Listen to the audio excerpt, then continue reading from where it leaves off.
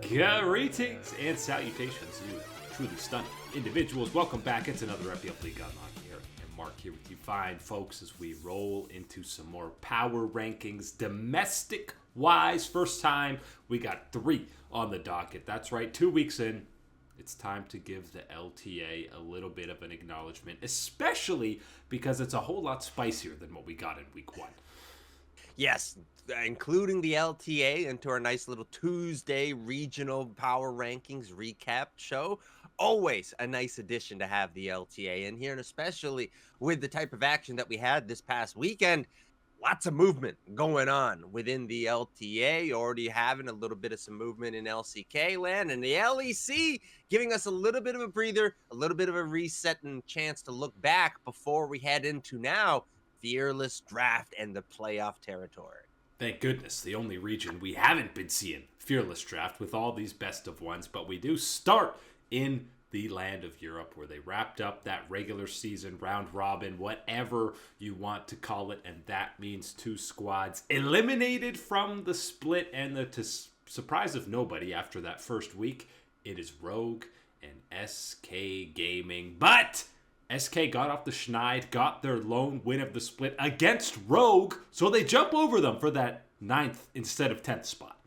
The leapfrog at the bottom, still the activity here, not enough to generate the interest, I think, from your average League of Legends viewer. You're not seeing any real path towards starting to enter into the conversation about where you're competitive towards that playoff bubble territory in the LEC. Very much clearly, this is the bottom. When we actually look at some of these playoff teams, and obviously the question for SK and Rogue, anytime you're bottom 2 is, do you make any roster moves heading into the next split? You could make cases for both of them to do that. Do they have the budget? Do they care enough to do it? Well, that remains to be seen. But Heretics, probably the weakest playoff team heading into it, even though they got some upset wins to wrap up this regular season. But I want to get to Gen.G, who moved down a few more spots, and the initial hype from that first week and a half, we're seeing a lot more weaknesses now with this squad, and Jackie's didn't have a great week, and he's the guy we've always been hyping, and Noah seemed a little bit more hesitant this week.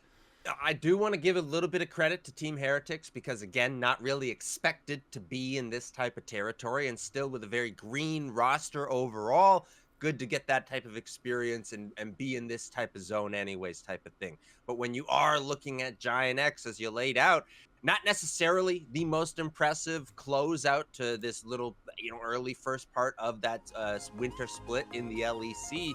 But players like Jackie's, like Jun down in the bottom lane, of course, are the ones that you are excited about what they can do, what type of potential it can push this team towards. And even though, again, they beat BDS in that head-to-head to kind of save a disaster week. What BDS has done the last couple of weeks, and they got the upset against Carmine Corp. I feel like in a head-to-head, I'd still be favoring BDS over Gen.G. And BDS, because we've had some of these other middle-tier teams kind of step up so far, I feel like people are hardly talking about this team.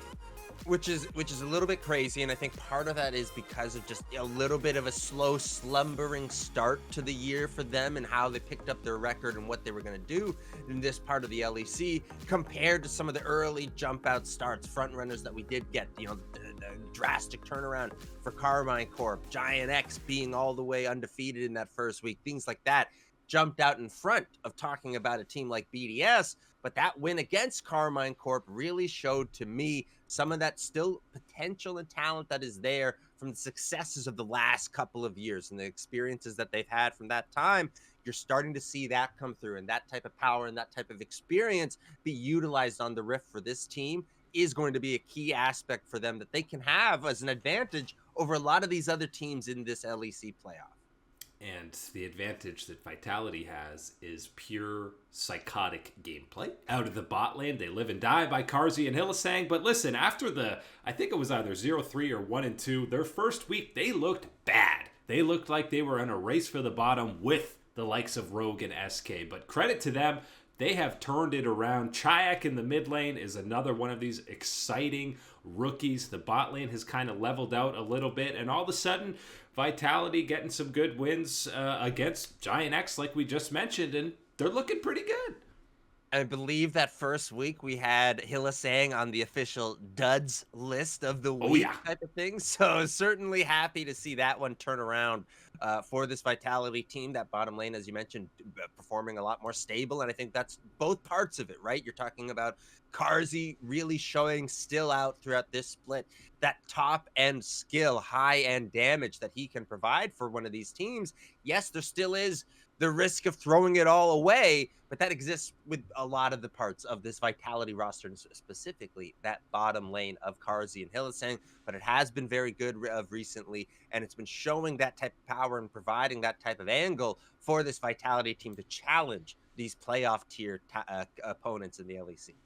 All split long, we're talking about this new era of LEC. These young up and coming teams come in, and what happens in the finale of the regular season? Movistar Koi and Carmine Corp, they both go 1-2, and even in their wins, not the cleanest. Well, Fnatic and G2 combined to go 6-0 to just ride that momentum into playoffs back in their rightful spot as 1-2. This is like going to some new restaurant. It's and all of a sudden it's a Polish and Jamaican fusion restaurant. It's crazy. It's wild. You're gonna have something new. You're saying, I'm gonna have octopus for the first time, whatever.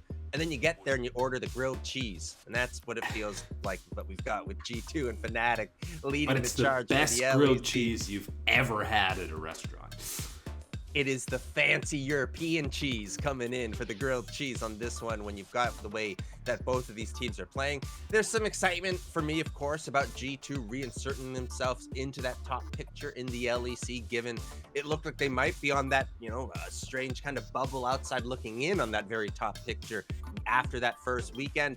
Fnatic roaring on through this last half in the way that they have done so, and some of the statistics you can look at, players like Upset, Razork, Humanoid, all leading the charge in KDA. I'm very impressed with what this Fnatic team has been able to do in this last week and a half. And with Koi and KC taking a step back this week, G2 surging, make no mistake about it, it's not Fnatic and G2 at the top. Fnatic is the team to beat in this playoff push, and I know that's a scary place to be in for Fnatic, especially with the potentially looming matchup against G2 in the second round of playoffs, but they have been a cut above everybody else in the LEC. They are number 1A in the LEC is the way that I look at this thing. You might throw in, whatever choice and however you're feeling about Movistar, Carmine Corp, or G2. You can throw them in as that 1B if you want to go that far, or you can throw them down to number 2. But for me, for sure, it is that 1A for Fnatic, the way that they've been playing. I think even, again, one of the things that we don't talk about often enough, even if we're going, Upset is up here, here's Razork and here's Humanoid. Oskirin has been very stable so far this split and has provided a different angle that we haven't seen from him really throughout his career. To be this consistent and this much of a contributor for the team is a very good sign for Fnatic. LCK very much synced up with the LEC, both finishing their first rounds of action in still different formats, but first round's getting behind us. And yes, we definitely had some movement over in the LCK, a little bit of drama to close things out. BNK had their season, that's right, season on the line to stay alive, and they can't get it done against Nongshim, which means the only winless team, the only team being eliminated, you're number 10. Yeah, it's got to be that way at the very bottom. It's an unfortunate one because I think for BNK, they've shown all the type of, potential to be one of these teams that can get themselves out of that last place, that bottom of the LCK. None of it came to fruition in any of these matches at, whatever point, whether that's about the actual skill or whether it was the preparation, all these things, none of it ended up in that victory or ever for this team to build upon and have that type of record. Fortunate to be at that bottom. That does mean, though, for us and the bro leavers out there who live to see another day. Bro, Leavers live to see another day. And listen, I know seeing them at the 6th spot ahead of DRX, even though they have a 1-4 record against the 3-2 record of DRX, the Bros, remember, they 2-0 Gen.G in clean fashion, and even in their finale against D plus Kia, not only did they take a game, but it was competitive in, I'll say, 2 out of the 3 games in that series. So don't fully look at the record for Bro. When they are on their A game, they can actually compete with the top of the table in the LCK. This is like that drink that you have at room temperature, and you're kind of like, oh, what is this? This is gross. Then you put it in the fridge for a little bit, and you get it really cold, nice and refreshing. Oh, man, it all of a sudden, that hits the spot. That's the way it feels about the Bros, because sometimes it's very much the Bros that we know of old, and that is not the flavor that you want to be tasting. But every now and then you get that cold, crisp, and refreshing Kespa Cup taste of Bro. That's what we're looking for from the Bro team, and that's what we have seen in those upset matches against Gen.G, as you laid out. A dark horse, I'm calling it, for these playoffs in this type of territory. Absolutely could sink any of these top teams' runs. Kespa even sounds like it would be a type of soda or something, you know, kind of in that Fanta family of fruity soda. So yeah, maybe put some ice in the very least at this drink for Bro, because it is very much 2 ends of the spectrum what we get on the Rift on any given day. But ahead of them is KT Rolster, and this is a case in point of how strange this format is going to be in the LCK Cup, because if T1 and Hanwha both win their first qualification match, then they're playing each other in the first round of playoffs, which means one of them will be eliminated before even getting to that loser's bracket, second life kind of round. But if they lose their first match in the play-in stage and then win their second, they're matching up against KT. So the strategy is actually probably to lose a series if you're T1 or Hanwha. Situation, because yes, you have fans going through and going, oh man, well, a win is a win, yes, but I want to give myself the best chances, the best odds, the best path. The best path is not winning. That matchup is the way that it plays out for both of these ones. I think for KT, again, they're only going to go as far as BDD is going to be able to carry this team and how things go for him. I've always talked about Cuz as well in the jungle and the way and the role that he plays in enabling what is going to happen for BDD, and that's a big part of anything going right for this team, and that continues. I think Perfect is still developing, still showing some of the growing signs and pains that you go through in the LCK and up against the challenging opponents that we have. This is the spot for KT right now. You are betting on BDD. Can he give you one of these playoff series to remember is going to be where you're betting on it.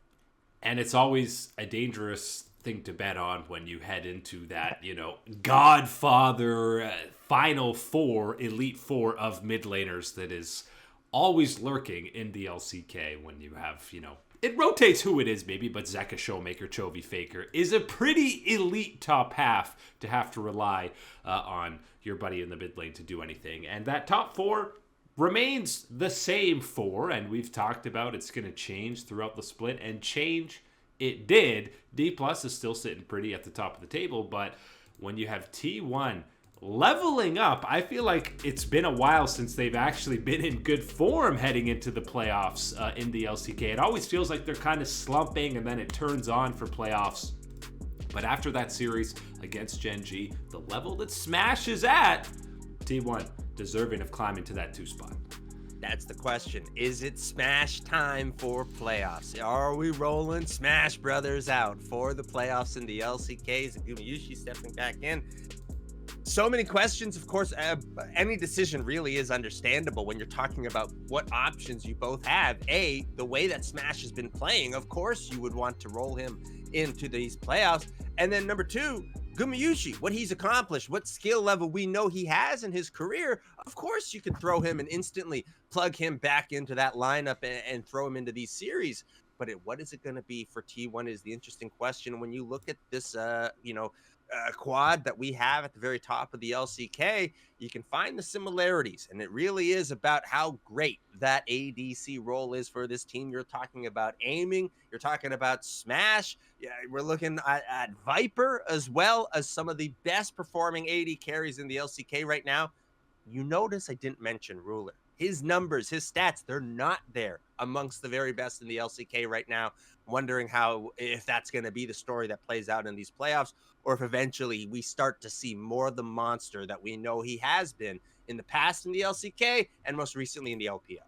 And, you can kind of extend that to Chovy as well. It feels like both him and Ruler have not been at the level that we're accustomed to seeing out of them. And, Gen.G is still a terrifying prospect to match up against, but it doesn't have like they're the team to beat hands down. I mean, they're third on this list. They just lost to T1, and D+ is playing at an insane level right now. It has not been the same level of excellency and dominance that we have become to expect and know from this Gen.G organization over the last little bit. I think one of those parts is playing into it, where you mentioned players like Chovy. Normally Chovy pays. We were getting either one of them. They were rotating through who was having the big game of the night type of situation. It's not really what we've seen from Ruler and Chovy so far since this reuniting of the two mega superstars for the Gen.G organization. And obviously things can completely change when the playoffs do roll around. D+ is sitting pretty where they'll be choosing their opponent after getting a bye, and that they're already into round 2. And they're not picking whoever wins a potential T1 Hanwha matchup. They're picking the easier one, unless Showmaker goes off the book and tries to flex. But I think KT taught us in the past, don't try and flex in round 2 of the playoffs. First installment of a little bit of LTA rankings, and we had to do it this week because the top of the table is absolutely in shambles. We're not supposed to have 100 Thieves and Cloud9 in those top 2 spots, FlyQuest and TL behind them, but the run that 100 Thieves had, I mean, it's pretty cut and dry, especially when you had that best of 1 tiebreaker. It's 100 Thieves, top of the table. That we're jumping to the top of the LTA right away, because that is where the meat is. That is where the juicy part to talk about at the very top is, because it is about 100 Thieves and Cloud9, what they have shown this past week and how they have challenged and overturned what is that established top order of the LTA, brings us into this new exciting spicy territory that we're going to enter now that we're in these best of playoff type of scenarios to decide who is going to be going down to join 100 Thieves in Brazil. That's what we're looking at here with this run. And you look at players like FBI, Quid, of course, and even Ayla stepping on up in this one, being the 3 leading the charge for this 100 Thieves team. Of course, Sniper, whether he's just the mascot or he's the one leading a charge in the top side as well, is a very important and contributing member of this team. Love that we have 100 Thieves up here. Cloud9 also, again, showing a lot of that talent and skill, a little bit of that veteran savvy with the bot lane of Sven and Vulcan. This is an LTA that is going to provide some good fireworks as we move into a playoff zone. And I know FBI replacing Tomo, I think most people, us included, viewed it as a side grade at best. But I think what we didn't maybe account for is the synergy of Ayla and FBI. They got that OC connection. You heard them on the first or second installment of Pros, and they seem like they love playing together, and the synergy is there. So maybe that is an angle that will make this 100 Thieves bot lane actually better than what we were getting out of Tomo. And on that same thing, you heard Blabber saying they were losing scrims all week long, which just case in point, how important are scrims? How much do they actually translate over to stage when you can take down FlyQuest in that big win that they did have? But it's not all doom and gloom. We're fully expecting Fly and TL to bounce back in the next round, right? Yes, and that is why it's so fun to take a look at the LTA like this right now, because it's the excitement, it's the hype about seeing that challenge thrown down and have to be answered now. But for Team Liquid and FlyQuest by teams like 100 Thieves and Cloud9 and what they did in their respective matches. It's nothing that we're saying, oh my God, everything of last year. Nope, it's all gone now. It's all done. These are bad teams now type of situation. Take that step back, take a breather, unplug the keyboard, don't go onto Twitter, whatever you're doing, just leave it alone. these guys are fine. They're going to sort it out. And I think, again, we're going to see that very much this upcoming weekend when we have the very early matches for both of these two to keep moving on through the brackets. Yeah, and of course, if Dig or Shopify come up with a major upset, then you're legit panicking if you're FlyQuest or Team Liquid, and all of a sudden you have such an important best of, and it's only your third best of the entire year, but it's your entire split on the line. You want the practice of going to play against the LTA South, and gotta obviously touch on the two teams that are eliminated, Disguised and Lion Gaming, or Leon, and obviously disappointing to be out after 4 to 5 games. That's just the nature of this brutal format. You'll get more games in the next split, but I mean, you're disappointed for both of them, but I feel like they were okay. I think Scary Jerry's a guy who, he's a rookie. It's 2 best of 3s. Give this guy more time to develop. I've seen people hating on him. You have to be the most strict and cruel of judges to be going against what you have seen from both of these squads so far early in the LTA. And yes, early, because there hasn't really been a lot to see when you're talking about this type of one and where people are making some of their conclusions already on some of these teams. I think this is one of those ones where just flat out is an unfortunate reality of what is the schedule that is laid out right now, that we will have to say goodbye to these teams. They aren't going to get the competitive type of practice that everyone else is going to be afforded, and all that type of training and practice and everything else that levels you up and keeps you moving on forward in that progress path throughout the year. That's one of those things that I think is going to hurt. And for both of these teams to show that there is some of that potential there, it's not just all bad and doo-doo. It really is some of these things where you can say, okay, different angle here, maybe something else goes their way. You know, Leon had to deal with playing remote at the very first week. These type of things, all different, could be a different story for both of these teams, and they're still playing, still getting meaningful games.